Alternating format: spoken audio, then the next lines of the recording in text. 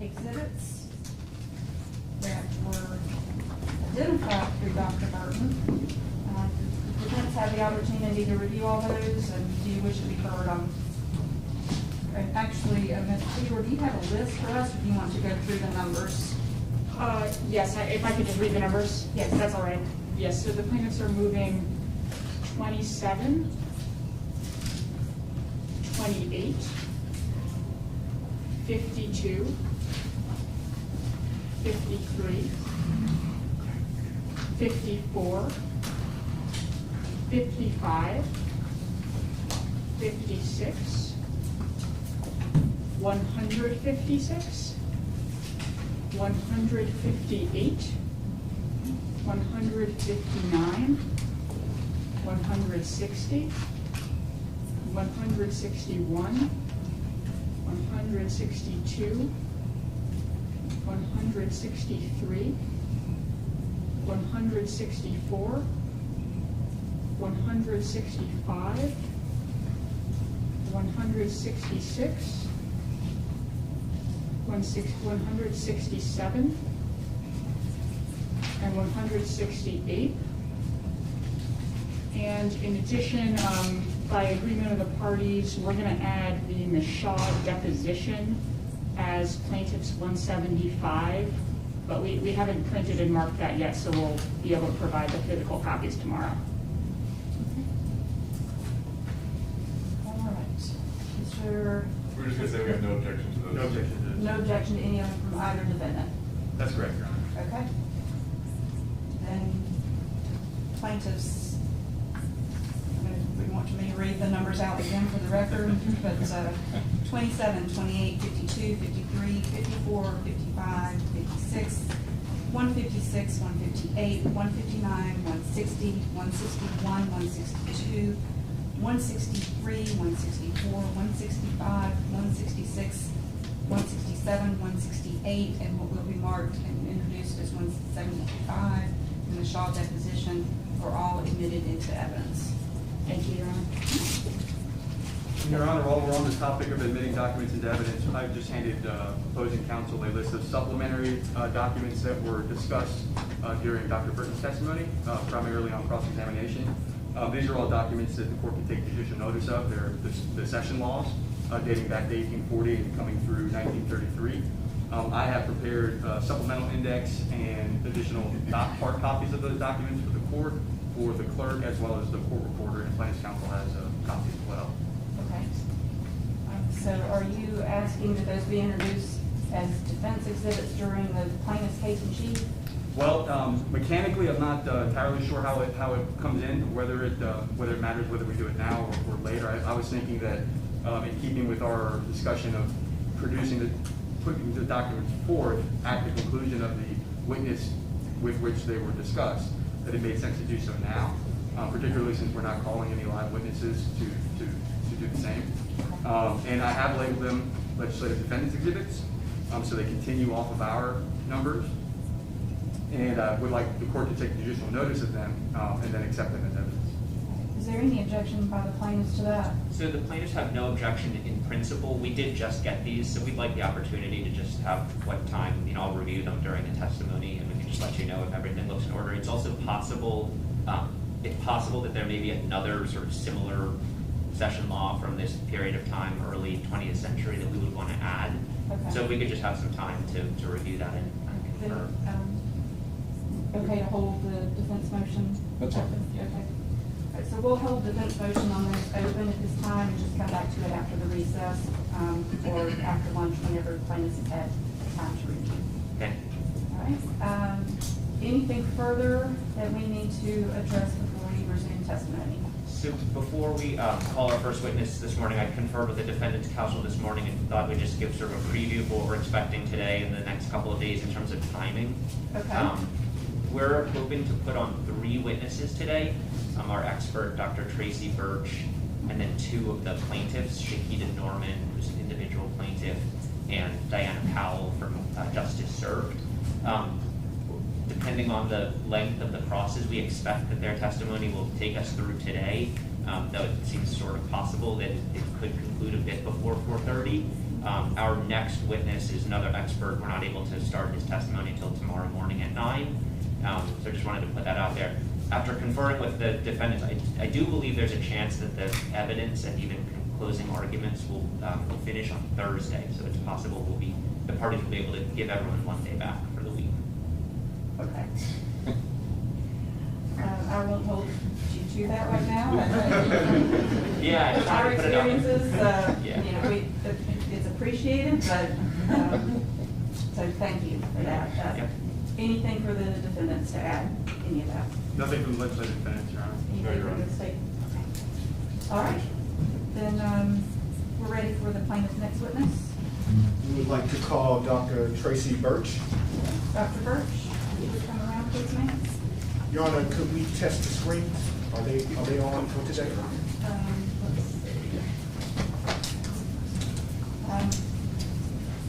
I have an exhibit pulled up here. It looks like the witness screen is coming on. Yes, the witness screen is on. Are all counsel screens on? So, just, yeah, just click this.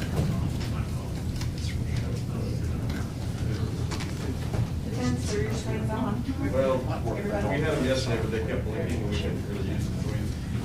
So Up here, okay? it's fine with me, you can call me. I can put it right there. That'll work. It's fine.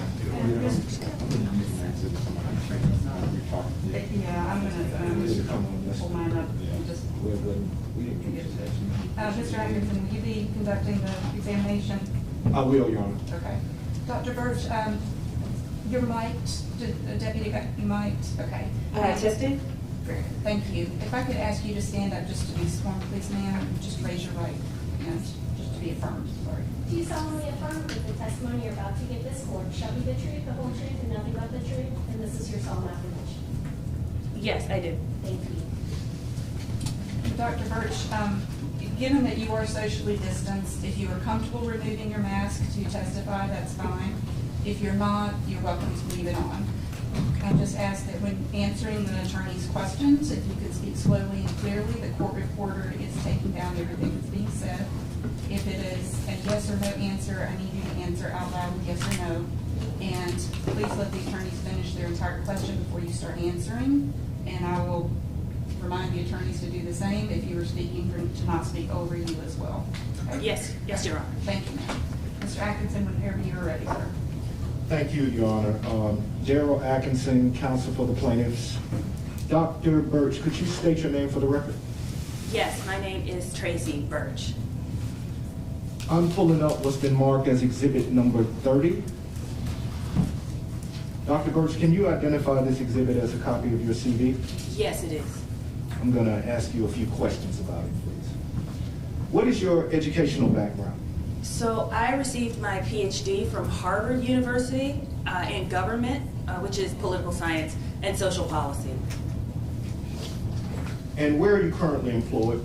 Currently, I am both an associate professor of political science at Northwestern University, as well as a research professor at the American Bar Foundation And how long have you taught at Northwestern? since 2007.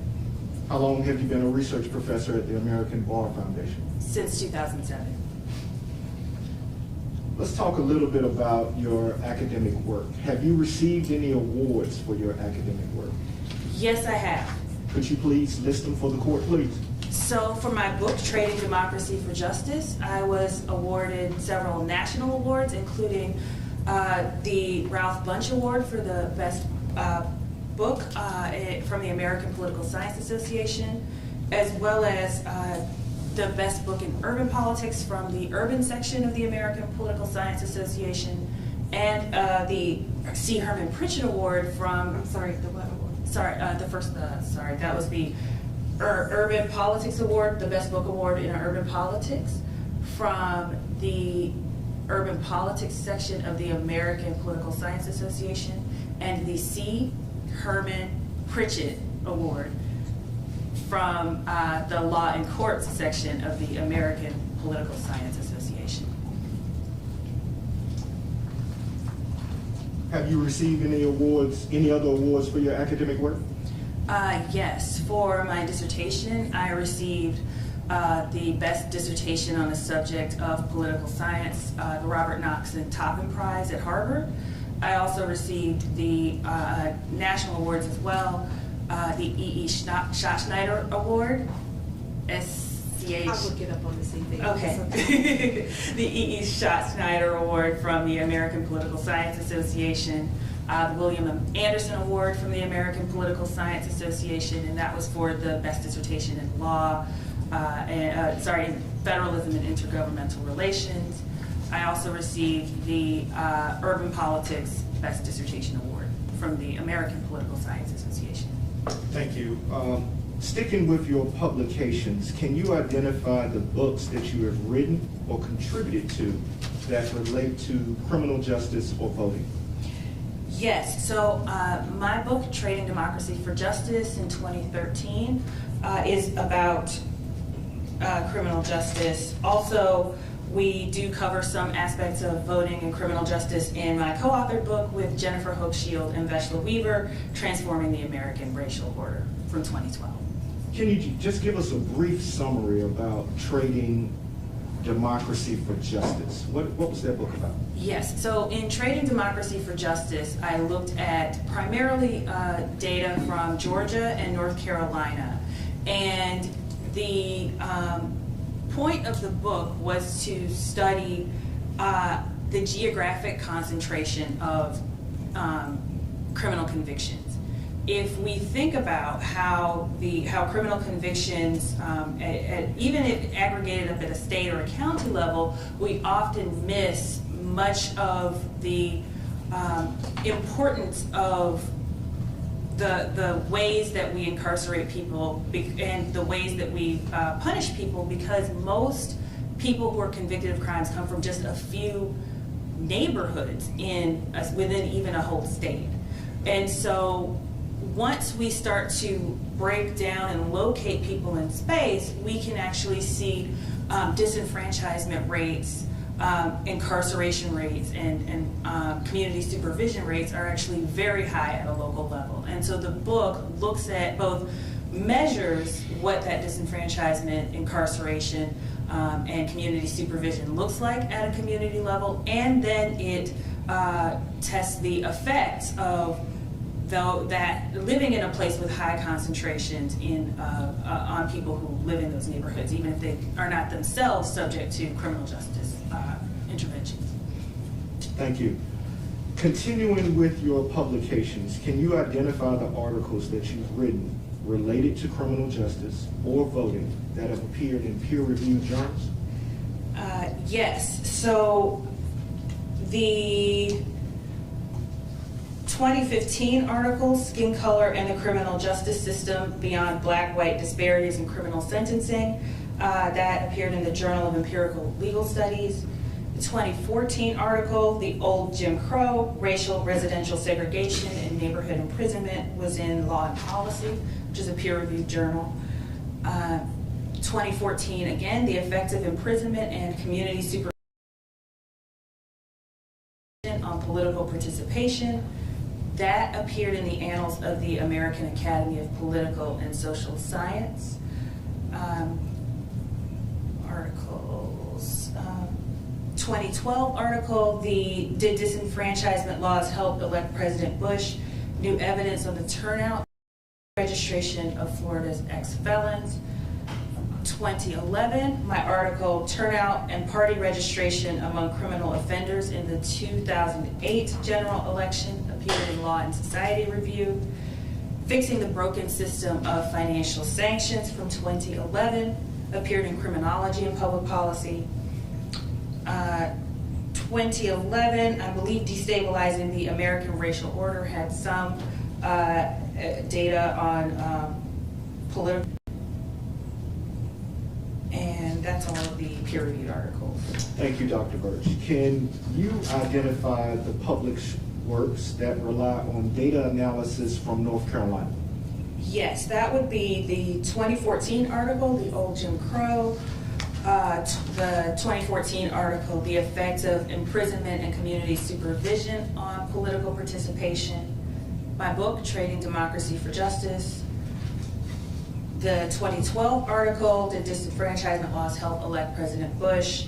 And the 2011 article, Turnout and Party Registration Among Criminal Offenders in the 2008 general election. Based on your scholarship and publications, how would you describe your primary areas of scholarship? I focus on political participation and the effects of the criminal justice system on political participation, as well as race and politics and barriers to voting more broadly. I'm sorry, in the last, Barriers to voting more broadly. more broadly, thank you. Let's talk a little bit about your teaching and research methods. What classes are you currently teaching at Northwestern? I'm scheduled to teach 2 classes, law in the political arena and criminal justice, politics and policy in the fall. What research methods do you teach in your courses at Northwestern? It's varied. Typically, I am, especially in my graduate seminars, we focus on articles and books that have data, lots of statistical analyses. We also, for instance, I graduate seminar on political behavior, and we looked at all kinds of experimental as well as surveys and other kinds of data analysis in order to, for the students to learn how to conduct those analyses themselves. For my undergraduates, especially in the seminars, we focus on how to do research and literature reviews and how to evaluate sources, for instance, and their credibility. What statistical methods have you employed in your published works? Multiple methods. So I have analyzed survey data, census data. I have looked at voter registration data as well as data from various departments of corrections from several states. I've done interviews, participant observation. I've even looked at some legislative history. Perform statistical analysis of racial disparities in voter participation of people with felony convictions? Yes, for many of my articles and books. And books. And do you produce data of voting patterns among people with criminal convictions in that work? Yes, in several articles and in my book. Produce data on the voting patterns of individuals who've been convicted of felony offenses? I believe at least 5. So Georgia, Michigan, Missouri, North Carolina, and Florida. Have you ever testified as an expert witness before? Yes. And can you tell us about those instances? In Jones versus Desantis, as well as in People First of Alabama versus Merrill. What was the Jones versus DeSantis case about?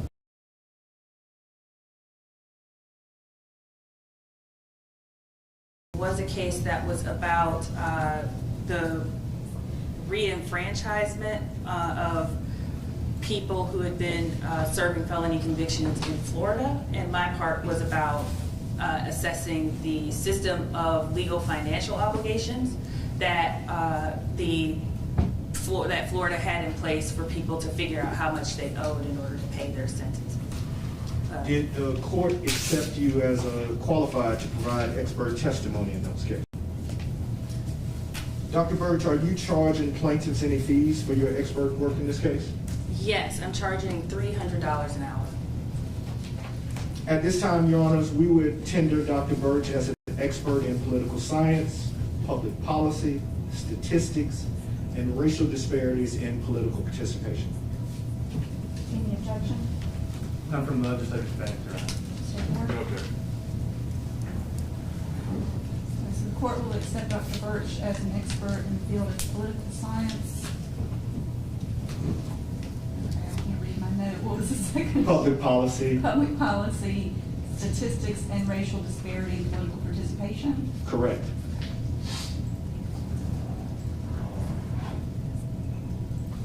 I would like to now pull up what's been marked as Plaintiff's Exhibit number 29. Dr. Birch, do you recognize this as your expert report that you submitted in this case? Yes, I do. I'm going to ask you a few questions related to that report. Let's begin with, what were the questions that plaintiffs asked you to analyze? I was asked to address 3 questions.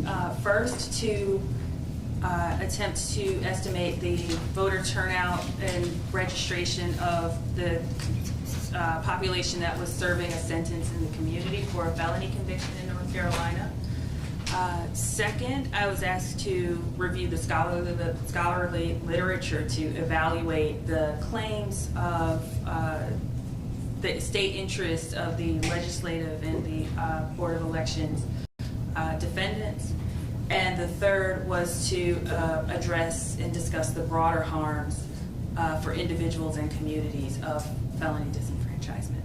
Let's start with the first question. Determining voter turnout and registration statistics for people who were subject to North Carolina's felony disenfranchisement. How did you go about answering that question?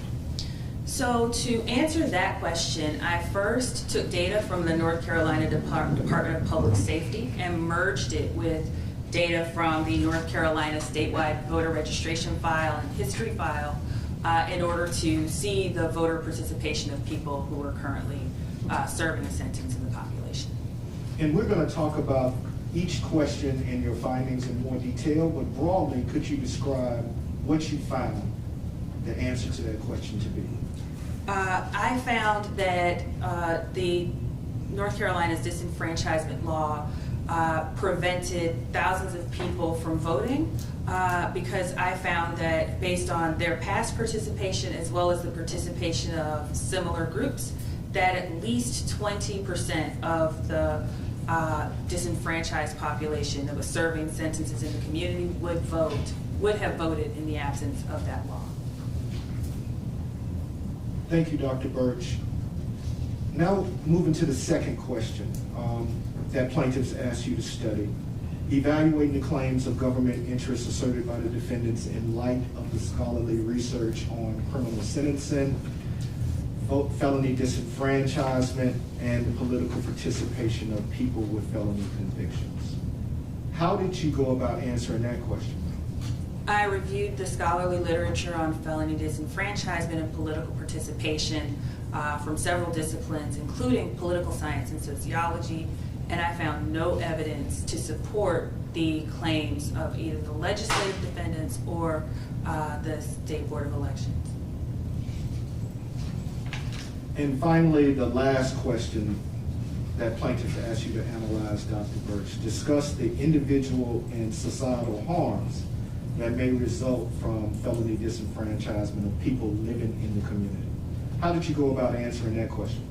I reviewed the scholarly literature as well as my own work and in order to address that question. And what were your findings related to that question? So with respect to individuals, I found that disenfranchisement and other policies like it can hurt the ability of individuals who are subject to them to reintegrate into society. At a broader level, with respect to community harms, I found, especially relying on my book, Trading for Democracy for Justice, that in communities with high rates of disenfranchisement, the broader community is harmed both because they may be directly less likely to vote because of the high rates of disenfranchisement, but also because they have fewer voters in their communities, they also have less political power as a whole. Let's dig into the first question a little bit more, Dr. Birch. Determining voter turnout and registration statistics for persons who were subject to North Carolina's felony disenfranchisement law. What methods did you use to begin answering this question?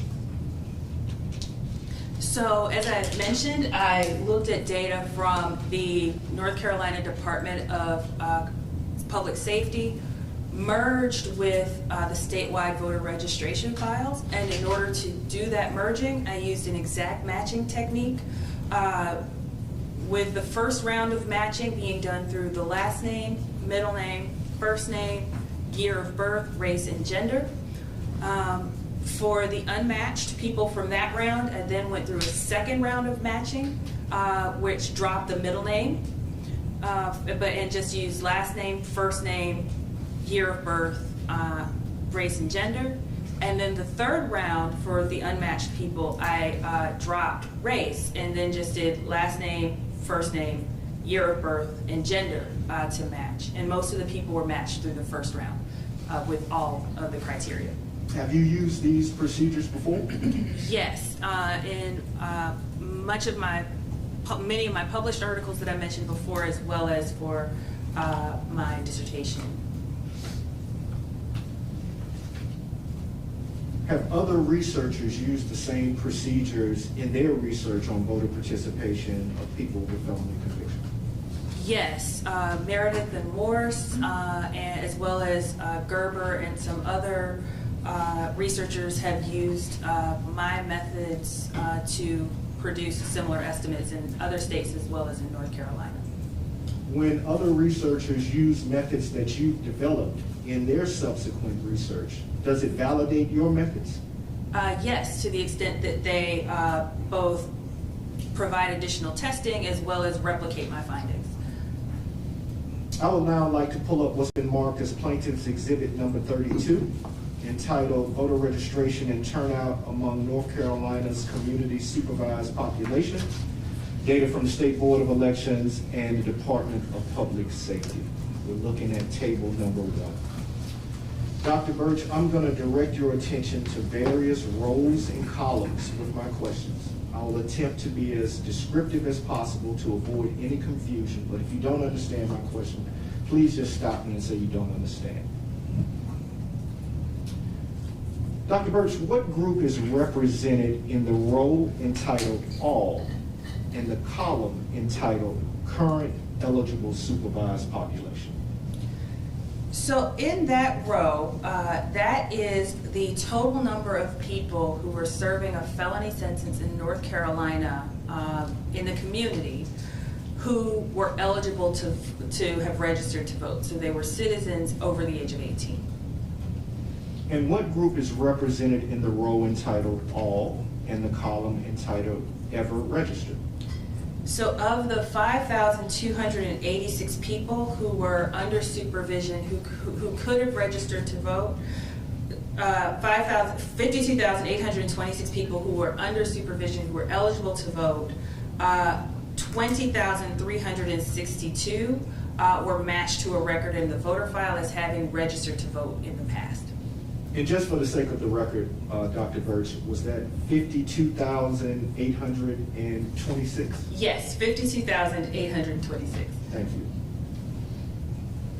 What group of people are represented in the row entitled All and the column entitled 2016 Eligible Population?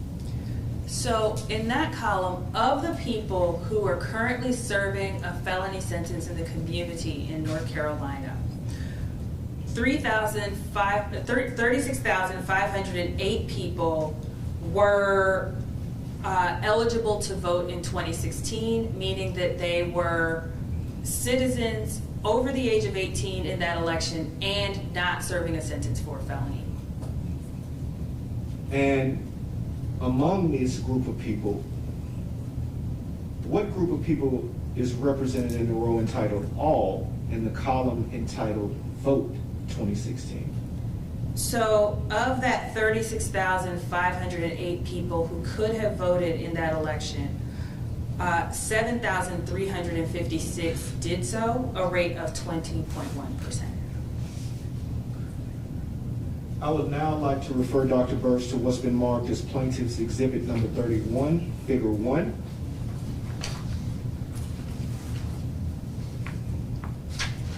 What groups are represented in these bar graphs, Dr. Birch? So this is just a pictorial representation of what I presented in Table 1. So the first bar, Ever Registered, reflects the 38.5% of the 52,826 people in the eligible community supervised population who had registered to vote in the past.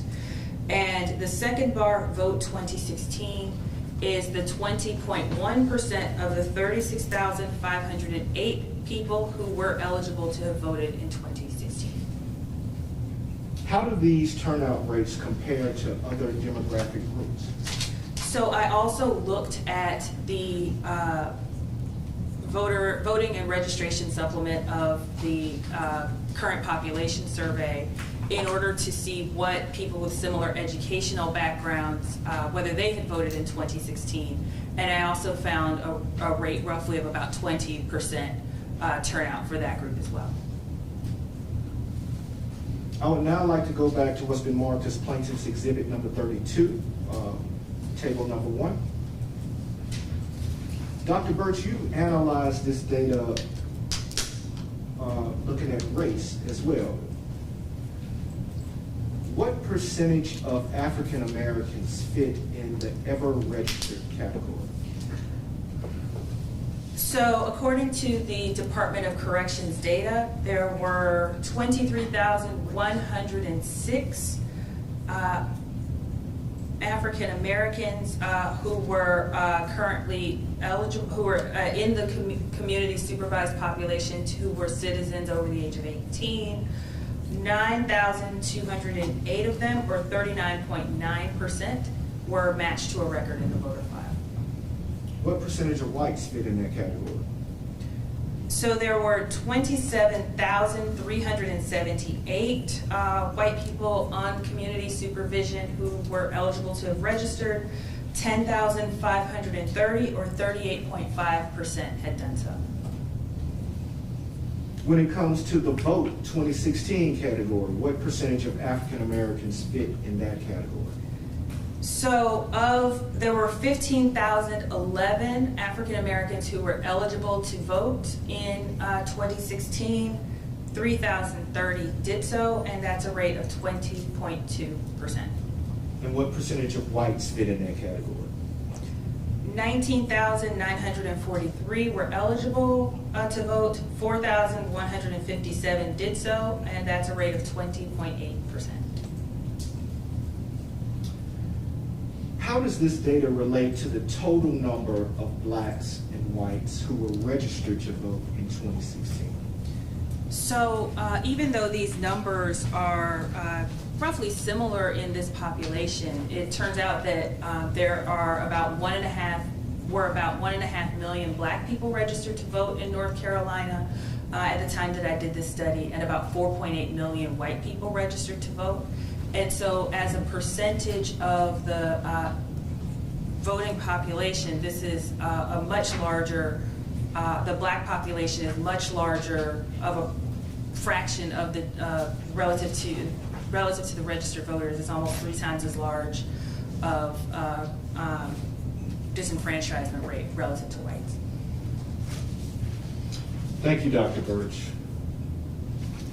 What was the registration and turnout data for American Indians? It was much lower. So as we see here, they are, American Indians are a much smaller proportion of the supervised population. There were 978 of them.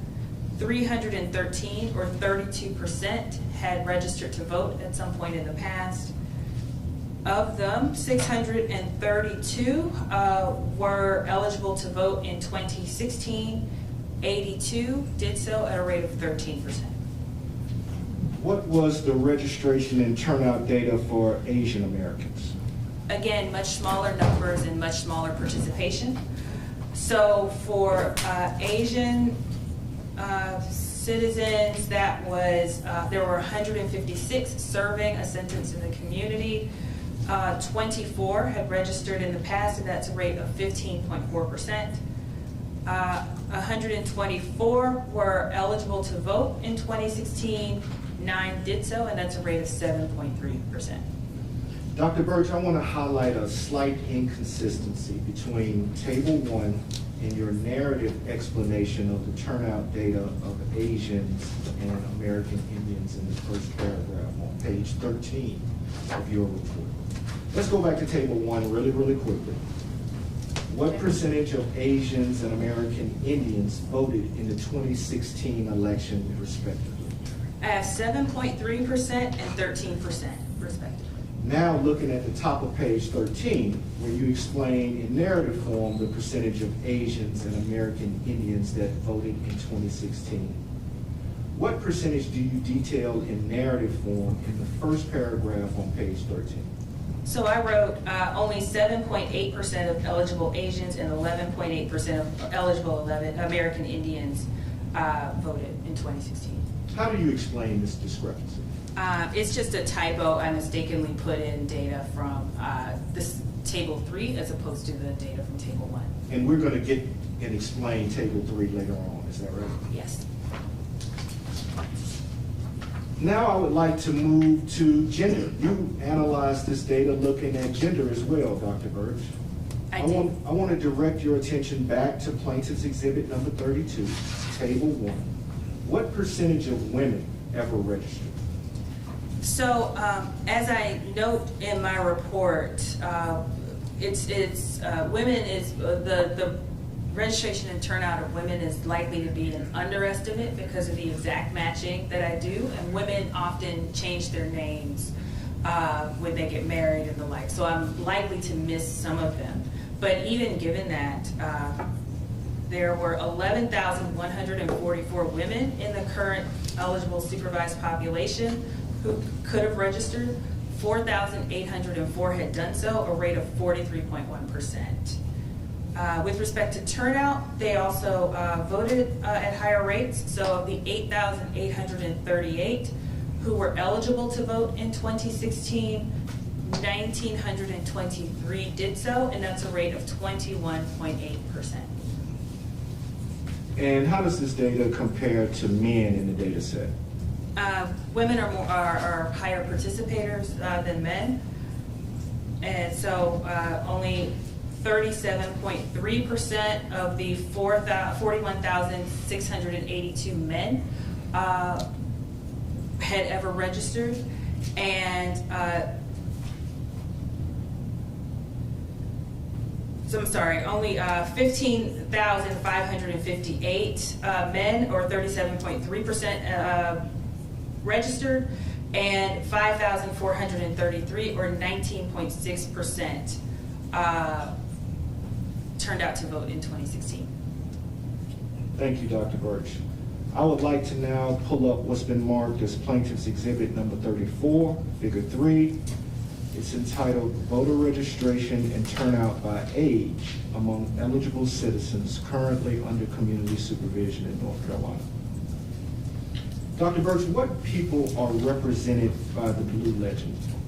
So in the blue legend, in the blue bars in the graph for each category of age would be the column that we've been talking about, which is ever registered. So that's the percentage of the current eligible population that's supervised in the community that had registered to vote at some point in the past for each age category.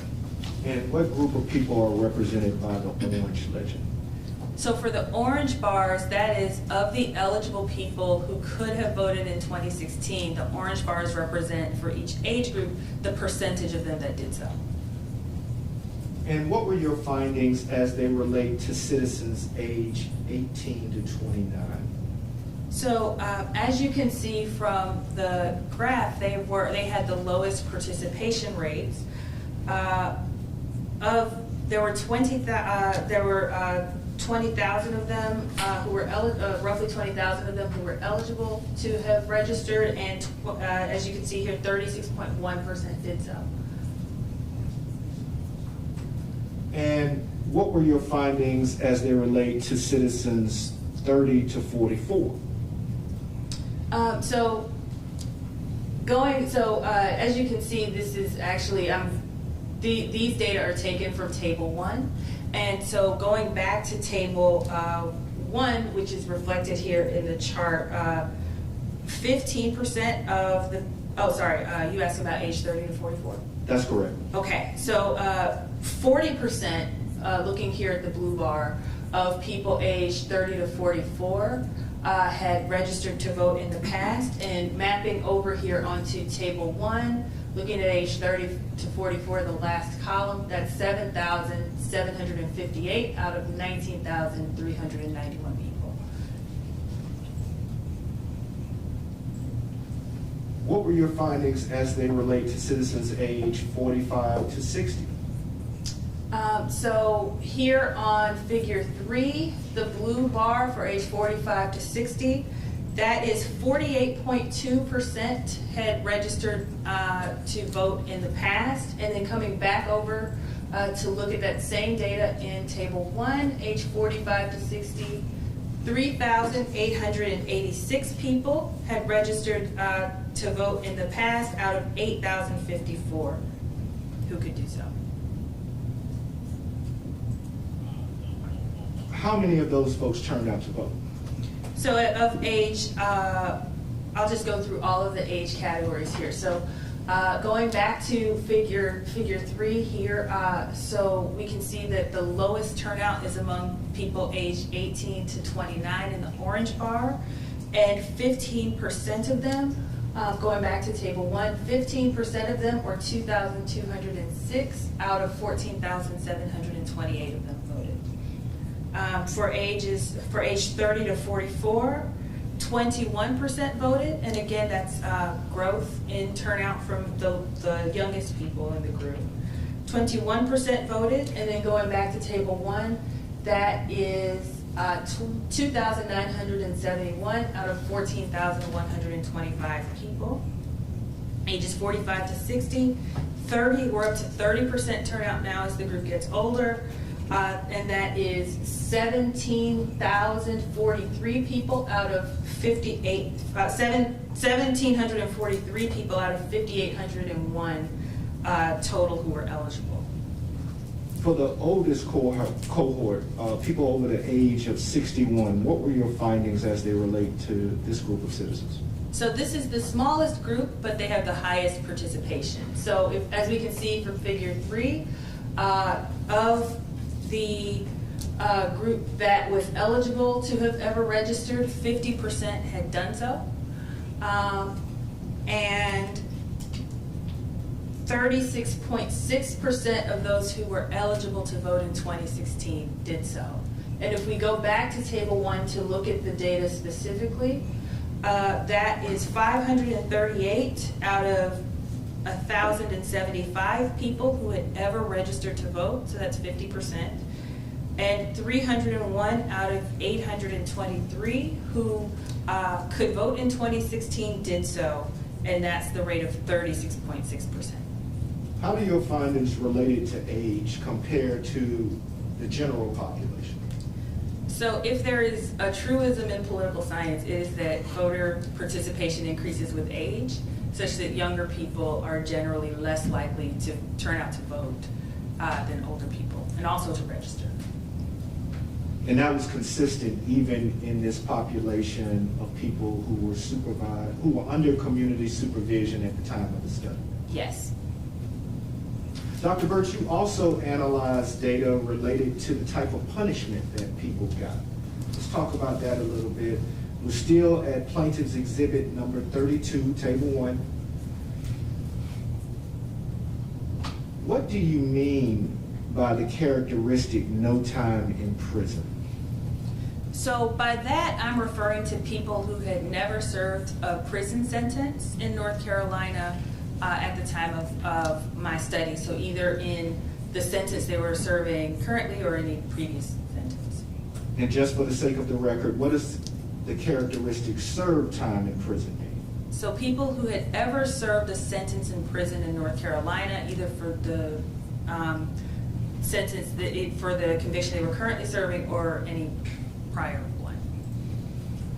And what were your findings as they relate to people currently under community supervision who never served time in prison? So for that group, they were more likely to participate. I found 23,144 people who were on community supervision in North Carolina who never served time in prison, who were eligible to register. 9,385 had done so, and that's a rate of 40.5%. Of that group, 19,876 were eligible to vote in 2016, 4,085 or 20.6% did so. What were your findings as they relate to citizens who were under supervision at the time of the study who served time in prison? So that group, there were a slight majority of the group. There were 29,682 people who had served time in prison. In the population, 10,977 had registered to vote at some point in the past, and that's 37% of the sample. Of the group. Likewise, 16,632 were eligible to vote in 2016. 3,271 did so, and that's a rate of 19.7%. Dr. Birch, we just reviewed the past voting participation of people under community supervision for felony convictions at the time of the study. What other groups' voting participation did you study for your report? I also looked at the turnout rates of people who had finished serving sentences for felonies in North Carolina by the 2016 election, as well as people the voter turnout in 2016 of people who would be convicted of their first offense only after that election. So people who would be convicted in the future of a felony. Why did you include these comparison groups in the study?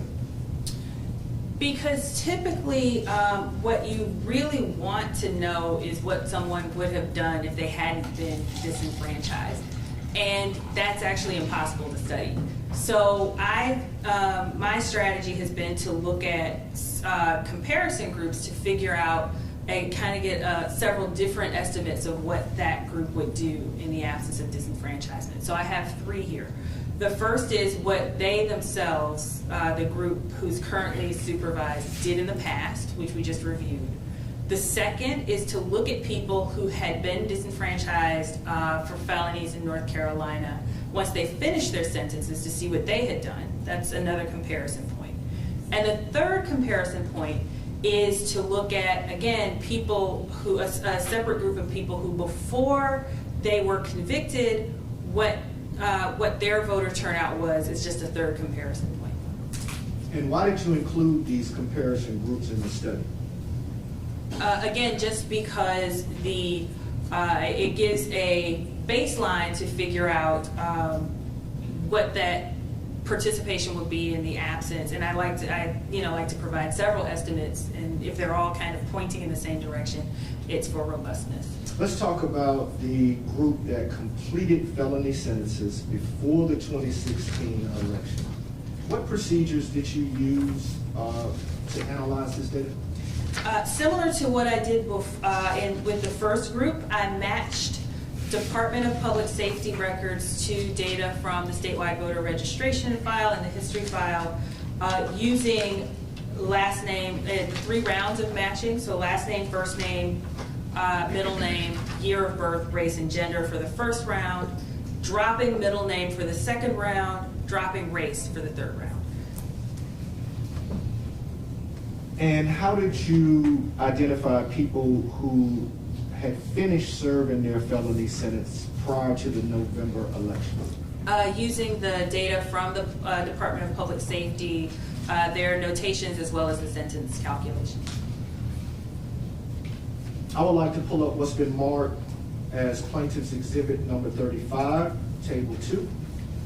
It's entitled Voter Turnout Among People Who Have Finished Serving Felony Sentences, Data Adjusted for Mortality. How did you adjust the data for mortality, Dr. Birch? So with the first group, of course, there are people, the Department of Public Safety notes if they had died while they were under supervision. And so we know whether those people are alive or not. But after a person is finished serving a sentence, they're no longer kept track of, and so we may not know if they're still alive. And so I was able to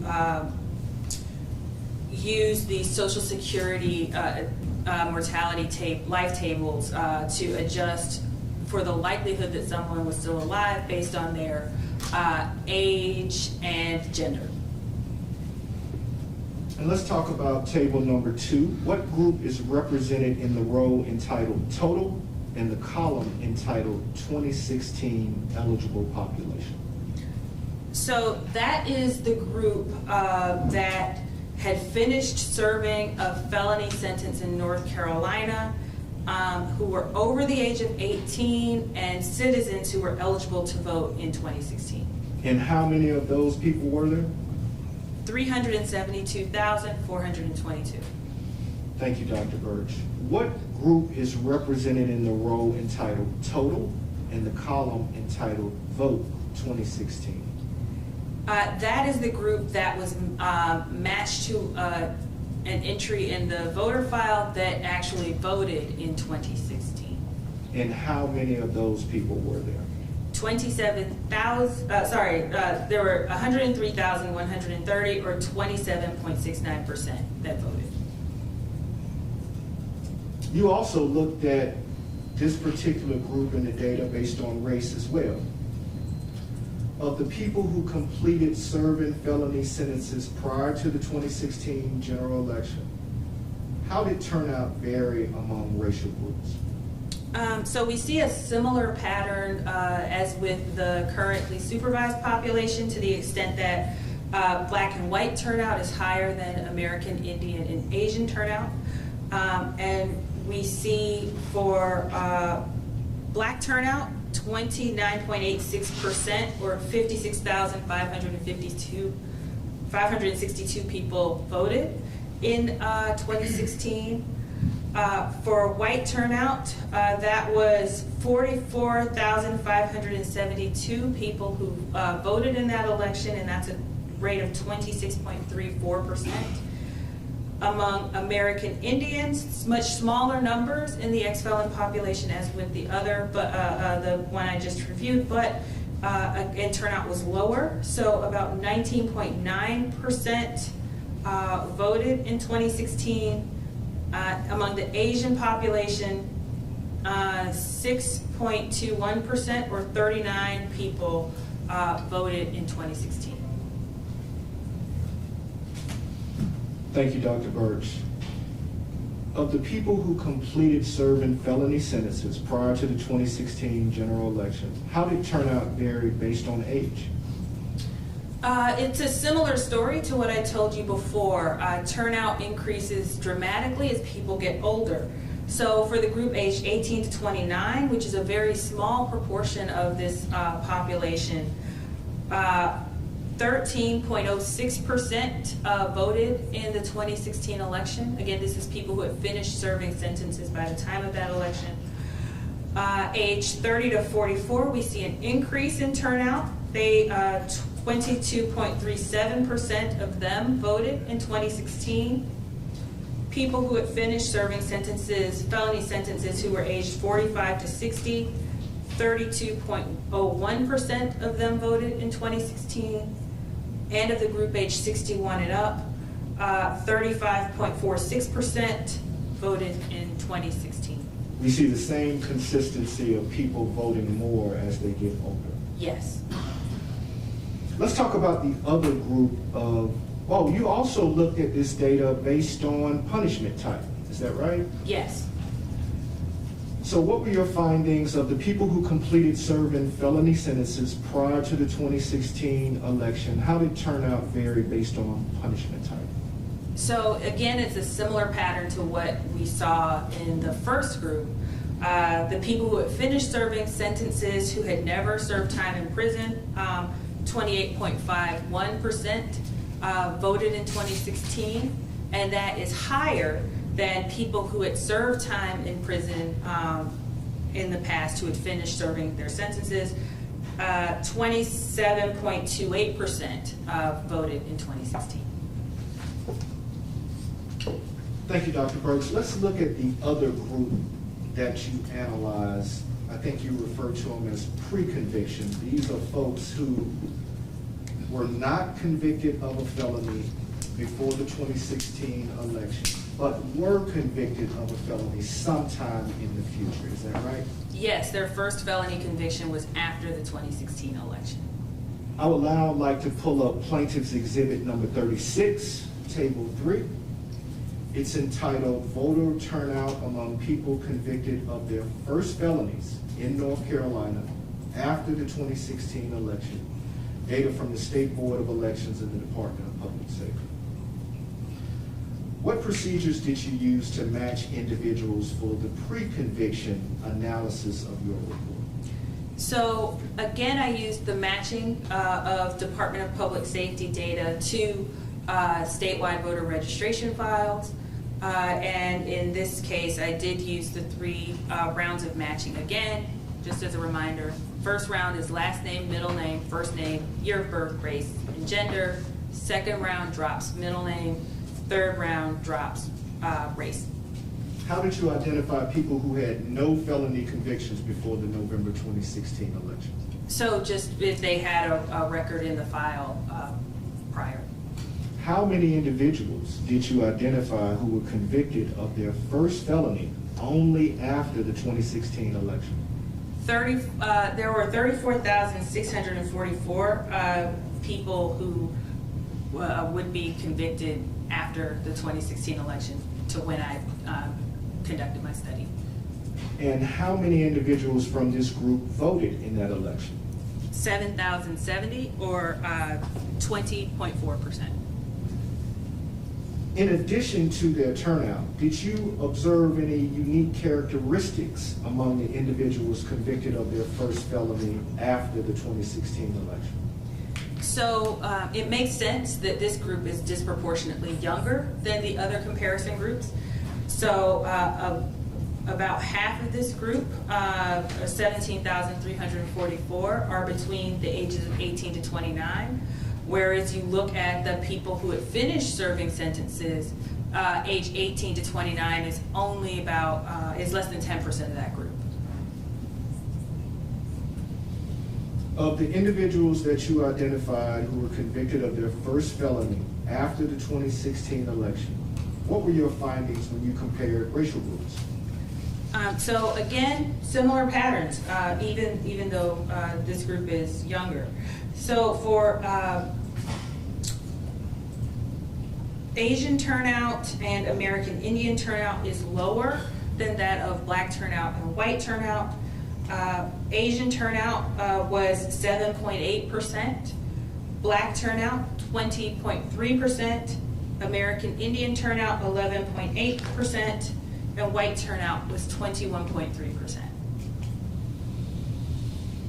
What were your findings for this group when you compared differences in age?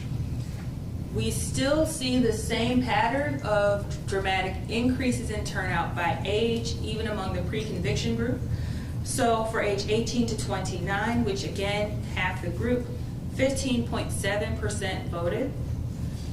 Age 30 to 44, we see that 22.8% voted.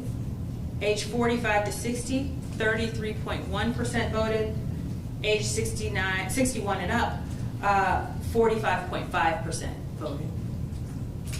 Dr. Birch, you also analyzed data from this particular group based on punishment type as well. What were your findings for this group when you compared differences related to punishment type? So this is a little odd to say, but for people who, as far as I can see into the future, would not serve time in prison, their turnout was 22.7%. But for people who were convicted and served time in prison after the 2016 election, their turnout rate was 17.7%. Dr. Birch, we've reviewed your report, the data from multiple viewpoints of analysis. How would you summarize your findings in answering plaintiff's first question determining voter turnout and registration statistics for persons who've been subject to North Carolina's felony disenfranchisement law. So I concluded in my report that the North Carolina's felony disenfranchisement law prevents thousands of people who are living in the North Carolina communities from voting who would in fact vote if they were not disenfranchised. I base that number on the fact that, again, 38.5% of the group that is currently under supervision who are eligible to do so had actually registered to vote in the past. Of the ones who could vote in 2016, 20.1% did so. But even looking at the comparison groups of people who had finished serving sentences as well as the pre-conviction group, again I found a baseline of 27.69 and 20.4% respectively. So given those numbers, I estimate that at least 20% would vote in the absence of disenfranchisement. And it's reasonable to expect that we could see even higher turnout among subgroups, such as older voters, as well as people who served time in prison. Thank you, Dr. Birch. I would like to now pull up what's been marked as Plaintiff's Exhibit number 39, entitled Response Expert Report of Dr. Tracy Birch. Do you recognize this as your rebuttal report, Dr. Birch? I do. Why did you write this rebuttal report? I wrote this report to respond to some of the critiques that were made by Drs. Callahan and Barber of my initial report. And what were the main critiques of Dr. Barber and Dr. Callahan's reports? So they argued that my conclusion that at least 20% of the population serving felony sentences in the community would vote, that was too high. And second, they argued that North Carolina's law had no effect on people who had finished serving their sentences. Let's talk about critique number one, that your estimate that at least 20% of the population serving felony sentences in the community would vote in 2020, that's too high. Why do you stand by the conclusion that at least 20% of the population under community supervision at the time of your study would vote in upcoming elections? For several reasons. First, as I said before, the 20% number has substantial support among the data that I just gave you. So, for instance, 20.1% of the people who were currently under supervision who could do so voted in 2016. That at least 20% of both of the comparison groups turned out to vote in 2016. The registration rate of people who were serving sentences at the time of my report in the community was even higher at 38.5%, meaning that they had taken the first step toward voting and expressed interest in voting previously.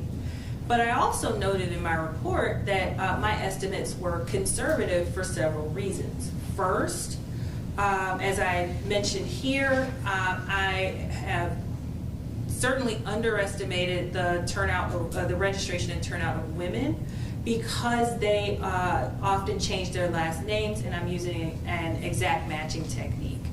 The second reason my estimates are conservative is exact matching is also less likely to match people to the extent that there may be typos or numbers transposed in a year of birth in the file. So if there's a typo, they could have voted, but I would miss that because one of the files just spelled the names differently. And third, I do adjust for mortality, but I don't adjust for mobility. So there could be people who I'm counting as living in North Carolina among the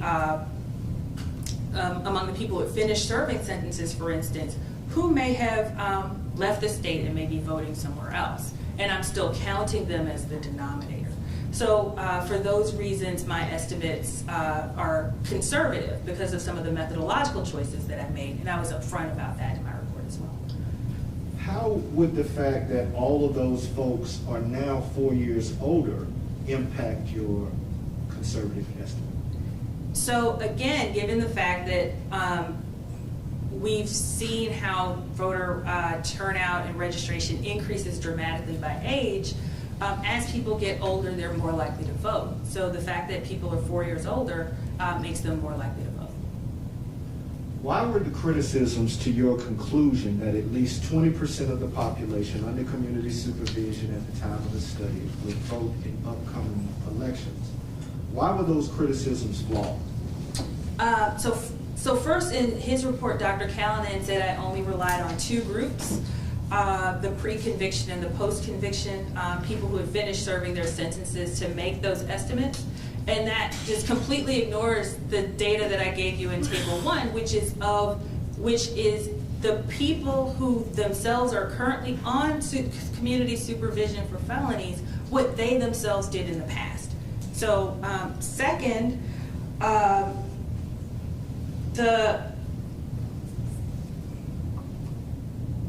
Dr. Callanan also looks at just that 20% number for turnout in 2016 and ignores all the other information, such as the voter registration data that I provided. That again, that is a point estimate of what people had done in the past as far as taking steps to vote. So registering to vote at 38.5%, and that's important information that I argue he should have considered in his report.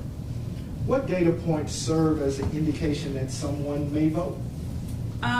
Both their past turnout, but also their past registration. So if we, so I guess, so in my rebuttal report, I explained it this way. So if you look at just the turnout rate, you might get a good estimate of what political scientists call core voters would do. And core voters are the kind of people who, they vote all the time in national elections. They never miss one. They're pretty reliable voters. But there's also a group called peripheral voters who sometimes they vote, sometimes they don't. If they have to work or it's raining, they may miss an election or two here and there, but they still are voters and they still do vote. And so I argue that both the current turnout as well as the registration number is going to give you a better estimate of what people would do in the past. And what indication of voter behavior did Dr. Callanan focus in his critique of your report?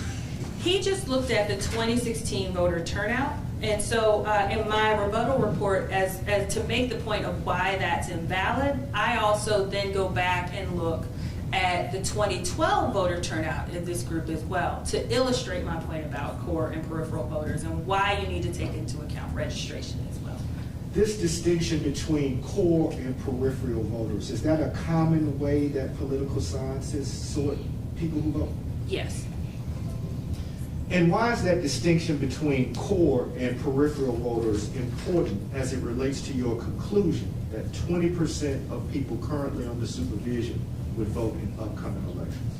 So it means that when you look at a more extensive voter turnout history, as I do in my rebuttal report, you can see that the participation, the turnout rates of people when you look over two elections are actually much closer to the registration number of 38.5% than they are to the turnout in one election of just 20.1%. What other elections did you study to further support your conclusion that 20% of the currently supervised population would vote in upcoming elections? 2012. And what methods did you use to conduct this analysis? So similar matching techniques, again, looking at the last name, middle name, first name, year of birth, race, and gender for the first round, second round, dropping middle name, third round, dropping the last name. And in this case, I was looking at people who were eligible to vote in 2012 and 2016. So that's people who were age 18 or over for 2012 and 2016, and who were not serving active sentences during those elections, who were citizens. And what were your findings when you calculated the voter turnout in the 2012 election for people currently under supervision in North Carolina for felonies? So of the people who are currently serving sentences in the community who could have voted in 2012, 22.6% of them did so. I would like to now pull up what's been marked as exhibit number 40, Birch Response Report, table number 1. It's entitled Voter Turnout in 2012 and 2016 General Election Among Citizens Born Before 1996 in the Community Supervision Population.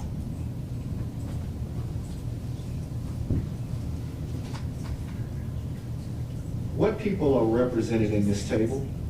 So in this table are the 14,868 people who are currently under community supervision in North Carolina, or at least at the time of my study were under supervision for felonies, who could vote in 2012 and 2016. Okay. How many people of the supervised population at the time of the study were eligible to vote in 2012 and 2016 elections? 14,868. What percentage of people supervised at the time of the study did not vote in either election? 10,154. And what percentage is that? 68.3%. What percentage of people supervised at the time of the study voted in 2012 or 2016, but not both elections? That was 18%, or 2,677 people. And what percentage of people supervised at the time of the study voted in both the 2012 and 2016 elections? 13.7%. Would this group be considered core voters? Yes, so this group, the 13.7%, would be core voters because they voted in both. Peripheral voters would be the 18% that voted in one or the other election, but not both. When you compare turnout data among the currently supervised population that voted in 2012 and 2016, what did you find? I'm sorry, could you repeat that? I'm sorry. When you compare turnout data among the community supervision population that voted both in 2012 and 2016, what conclusions did you draw from that? So looking here at the data, when you look at the people who voted in at least one of those elections in 2012 or 2016, you can see here that 31.7% of the people who were on supervision at the time that I did my study who could vote in either one of those elections did so. And again, that number, 31.7%, is much closer to the registration number that I have of 38.5% than it is to the 20.1% that just voted in 2016. How does that support your conclusion that at least 20% of the supervised population at the time of the study would likely vote in upcoming elections? Again, almost every number that I look at, including stretching back to other elections, shows that a rate of higher than 20%. So if we look at just turnout in 2012, like I said before, that's 22.6%. Turnout in 2016, 20.1%. If you look at the voters who voted in either one of those elections, it's, again, because of the idea of core and peripheral voters, it's even higher. It's 31.7%. So like I said, I think that my 20% number is conservative. I would now like to pull up what's been marked as Plaintiff's Exhibit number 41, entitled Turnout Rates of Ex-Felons 2000, 2004, 2008. What does this graph show, Dr. Birch? So this graph is from my 2011 paper, and it shows for the states that I calculated the turnout rates for 3 separate presidential elections. 2000, which is the lightest bar, 2004, which is the darkest bar, and 2008, which is the medium. What methods did you use to generate these particular graphs? So similar to what I did here, for each state in the graph, I matched Department of Corrections data with data from their statewide voter registration files. Why did you include this data in your report, rebuttal report? Because I believe it was Dr. Callanan discussed data from my dissertation about turnout in 2000, while ignoring the other work that I had done after my dissertation, such as this, that shows that turnout increased dramatically since 2000 in the presidential elections among this population. You mentioned your dissertation. What elections did you analyze in your dissertation? For North Carolina, I analyzed 2000 and partial data for 2004. How has the voter turnout among people with felony convictions changed since 2000 and 2004? Well, as you can see from this graph, it has doubled between 2000 and 2008. And why? In my 2011 paper, I attributed that to an Obama effect, but data from subsequent elections shows that it has persisted over time. Do you know of other researchers who studied the voter participation rates of people convicted of felonies in North Carolina across multiple elections? Yes, Meredith and Morris. And what elections did Meredith and Morris study in their research? I believe 2004, 2008, and 2012. What were their findings? Their findings were similar to mine. They found a doubling of turnout in between 2004 and 2008, and that 2012, that high turnout over 20% persisted. When you compare your findings with their findings, can you draw any conclusions? Both my findings for these past elections, 2000 to now here I have 2016, and their findings from 2004 to 2012 show that there has been a dramatic increase in turnout since 2000. And in the past 3 presidential elections, that turnout rate has been over 20%. When you compare your findings with the findings from Meredith, have this 20% rate that you mentioned, has that persisted over time? Yes, as you can see here, I find a rate higher than 20% for North Carolina in 2008. That's the medium colored bar in the last column of figure 3. They find a rate of, I believe, 22.7% in 2012, which is very close to the rate of 22.6% that I calculated for the current supervised population that I just talked about a minute ago. And again, I find a rate of, among the all of the subgroups that I talked about in my previous testimony of over 20% as well for 2016.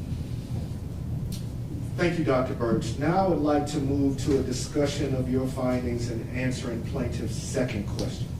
Evaluating the claims of government interests asserted by the defendants in the case in light of the scholarly research on criminal sentencing, felony disenfranchisement, and the political participation of people with felony convictions. How did you go about answering this question? I reviewed the scholarly literature on felony disenfranchisement from several disciplines. I would like to now pull up what's been marked as Plaintiff's Exhibit number 144. It's entitled Legislative Defendants' First Supplemental Responses. If you could go to page 4 and 5.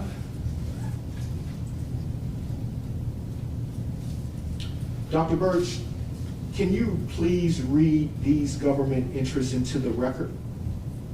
Yes.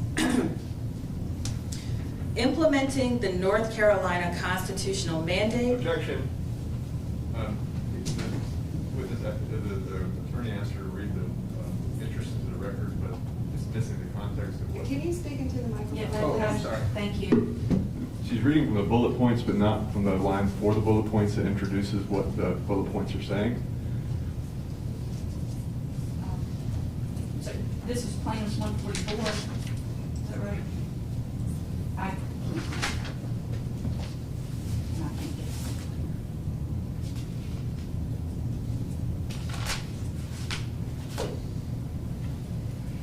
So your objection is that she's reading the bullet points on page 4? Yes, a non-responsive objection. She's reading from the bullet points, but he's asking to discuss what the interest they were asserting. And without the complete reading of the paragraph before it, it's impossible to understand what the bullet points are referring to. What government interest from the legislative defendants? Oh, I'm sorry, Your Honor. You rephrase. And I think you were getting ready to do that, so go ahead. What government interest from the legislative defendants did you analyze, Dr. Birch? I analyzed the ones that were provided in the bullet points. And do you recognize these government interests as the ones that were provided to you? Yes. Could you please read them into the record? Yes. Implementing the North Carolina constitutional mandate contained in Article 6, Section 2, Clause 3 of the North Carolina Constitution, that felons are not permitted to vote unless their rights of citizenship have been restored according to laws enacted by the General Assembly. Regulating voter qualifications as provided by the North Carolina Constitution, providing for the automatic restoration of citizenship for felons who have served their full sentences, simplifying the administrative process for the restoration of rights of citizenship of felons who have served their full sentences, regulating and promoting the voter registration and electoral participation of former felons, regulating access to the franchise for persons who violate criminal laws, requiring felons to pay full restitution to their victims so that their victims are made as whole as possible. Am I going too quickly? You're good. Okay. Withholding the restoration of voting rights from felons who did not abide by court orders.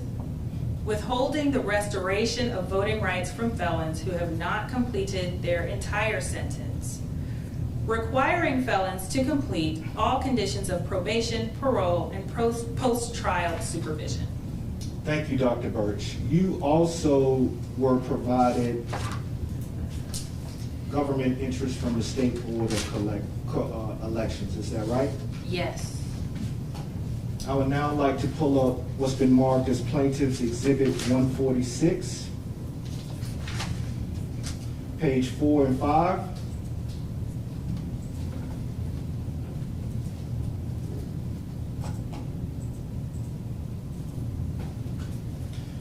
Take a moment and read over these, Dr. Birch.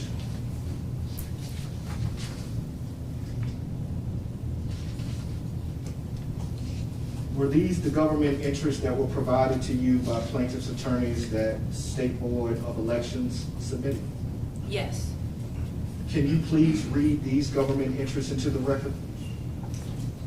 So I considered implementing North Carolina's constitutional mandate that no person adjudged guilty of a felony shall be permitted to vote unless that person shall be first restored to the rights of citizenship in the manner prescribed by law, from North Carolina Constitution, Article 6, Section 2, Clause 3.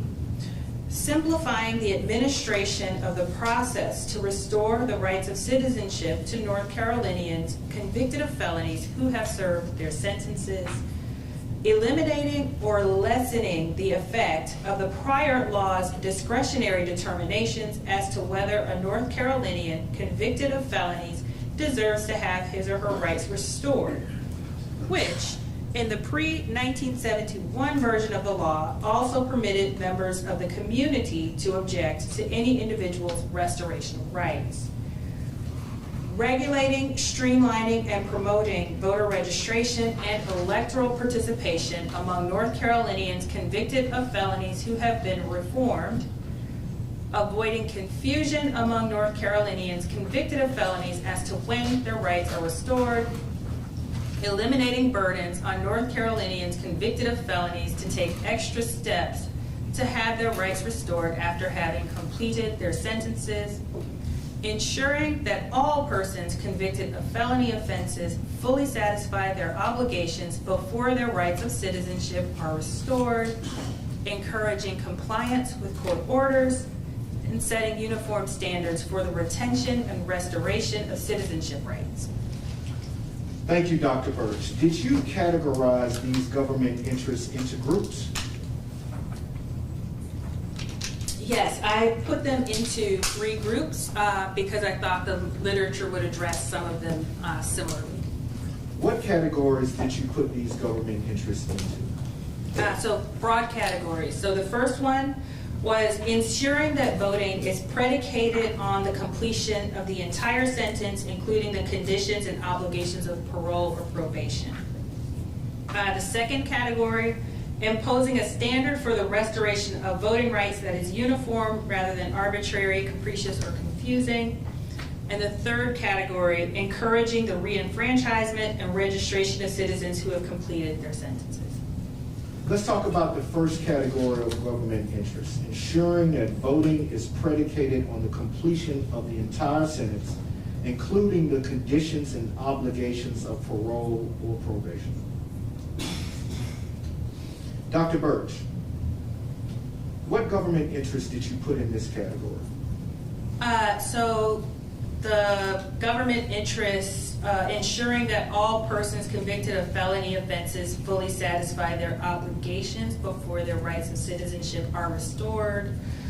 The Board of Elections has an interest in encouraging compliance with state court orders. There's also an interest in requiring felons to complete all conditions of probation, parole, and post-trial supervision, and to pay full restitution to their victims so that their victims are made as whole as possible.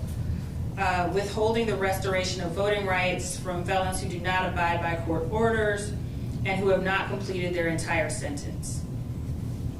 When you reviewed the scholarly research, what were your findings related to the government interest of ensuring that voting is predicated on the completion of the entire sentence, including the conditions and obligations of probation and parole? So the scholarly literature highlighted several problems that arise from disenfranchisement regimes that tend to condition reenfranchisement on the completing the entire sentence, all of the obligations imposed, especially those related to legal financial obligations. In North Carolina, how has the imposition of these financial obligations changed? Objection. Outside the scope of the trial relevance. Your Honor, this is limited admissibility, Your Honor. It's going to undercut and show that there are no compelling or legitimate government interests. That's the only purpose that this line of questioning is going towards. Objections overruled. You may answer the question, Doctor. They've increased by nearly 400% since 2000. And what groups of people are most impacted by the government interest of ensuring that voting is predicated on the completion of the entire sentence, including the conditions and obligations of parole or probation? Indigent defendants. For instance, there are the Brookings Institute calculated, for instance, that upon release from incarceration, roughly half of people who were released in North Carolina were still unemployed within a year of their release. Thank you, Dr. Birch. Let's go to the second category of government interest, imposing a standard for the restoration of voting rights that is uniform rather than arbitrary or confusing. What government interest did you put into this category? There were several, including the interest in eliminating or lessening the effect of the prior law's discretionary determinations as to whether a North Carolinian convicted of felonies deserves to have his or her rights restored, which in the pre-1971 version of the law also permitted members of the community to object to any individual's restoration of rights. The state's interest in avoiding confusion among North Carolinians convicted of felonies as to when their rights are restored. and the state's interest in setting uniform standards for the retention and restoration of citizenship rights. Dr. Birch, what were your findings for the government interest that you put in this category? So the scholarship actually highlights the ways that policies such as North Carolina's that conditions restoration on all of the satisfaction of all of the obligations of the sentence, that actually introduces arbitrary and capricious distinctions among people who are under supervision. How so? Particularly the reliance on allowing people to, requiring people to pay all of their obligations. It makes it more likely that people who have money will receive their rights faster than people who are less able to pay. Dr. Birch, let's go to the third category of government interest, encouraging the reenfranchisement and registration of citizens who've completed their sentences. What government interest did you put in this category? I put several here. The interest in regulating, streamlining, and promoting voter registration and electoral participation among North Carolinians convicted of felonies who have been reformed. The interest in eliminating burdens on North Carolinians convicted of felonies to take extra steps to have their rights restored after having completed their sentences. The interest in simplifying the administration of the process to restore the rights of citizenship to North Carolinians convicted of felonies who have served their sentences. The interest in avoiding confusion among North Carolinians convicted of felonies as to when their rights restored. The interest in providing for the automatic restoration of citizenship for felons who have served their full sentences. The interest in simplifying the administrative process for the restoration of rights of citizenship for felons who have served their full sentences. And the interest in regulating and promoting the voter registration and electoral participation of former felons. What were your findings for the government interest that you put in this category? Well, the scholarly literature doesn't support any of the claims that North Carolina's felony disenfranchisement law helps with avoiding confusion, simplifying the administrative process, or eliminating burdens in ways that promote the voter registration and electoral participation of people who've completed their sentences. The law may even decrease turnout among some subgroups.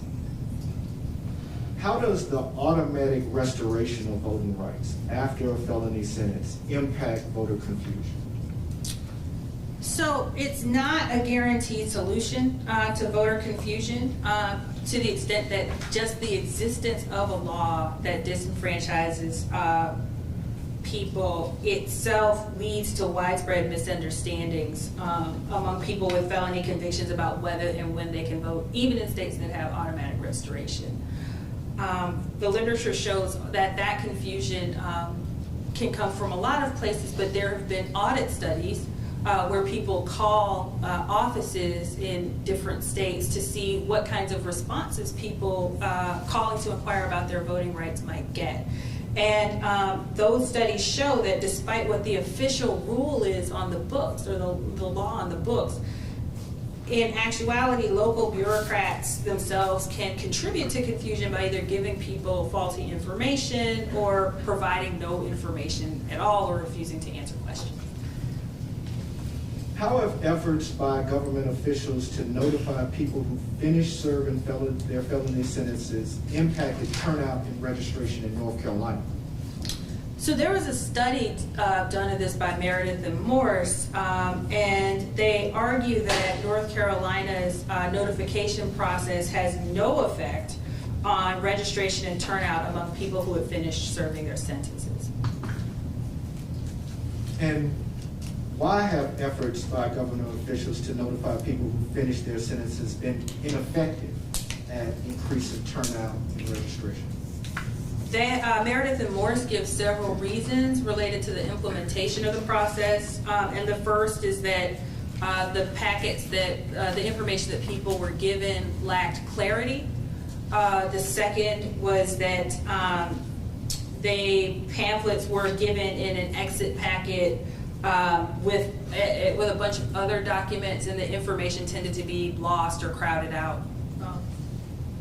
Besides Meredith and Morse, have any other researchers studied the effect of North Carolina's notification process and its impact on voter turnout for people finishing felony convictions?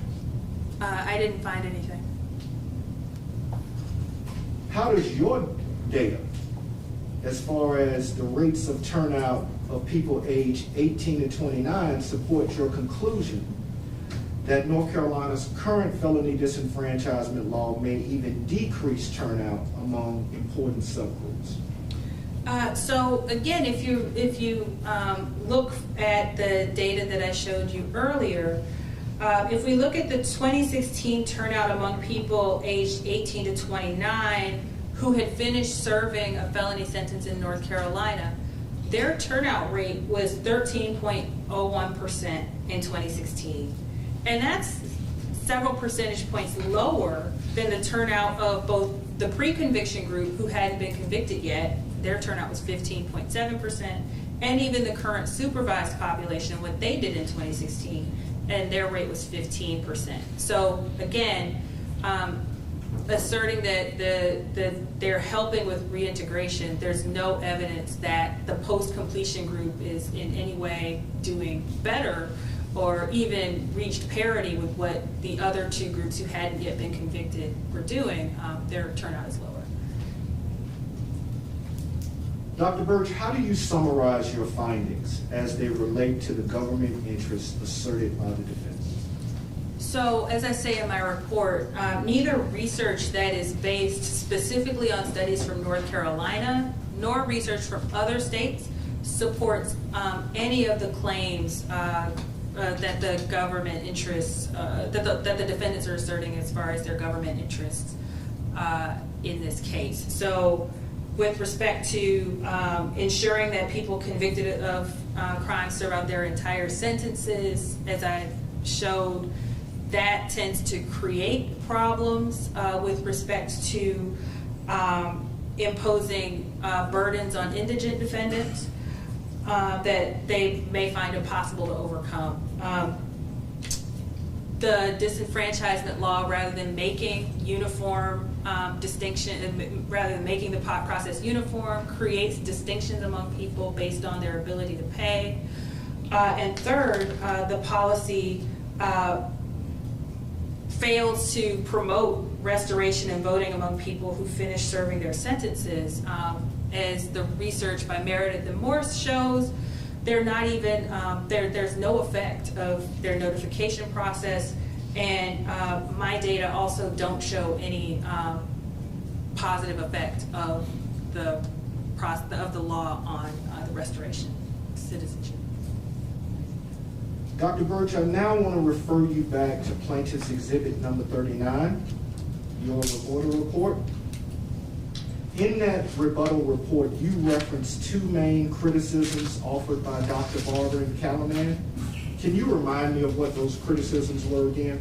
Yes, first that my 20% floor was too high, and second that North Carolina's disenfranchisement law has no effect on voting among people who finish serving their sentences.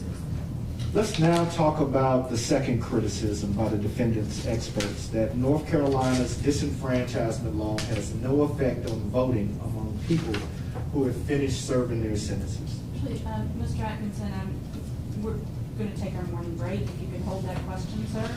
So it's, we're a minute early, but we're a good point to do that. We will take our morning break now until 11 a.m. And just reminding folks, as you're coming in and out, the doors make a very loud closing noise. You're welcome to leave and welcome to come in. Just hold the door as it's shutting so that we don't have a loud closing sound so that we can hear the witnesses and the attorneys. Recess until 11. Thank you. Superior Court has a recess 15 minutes. Oh.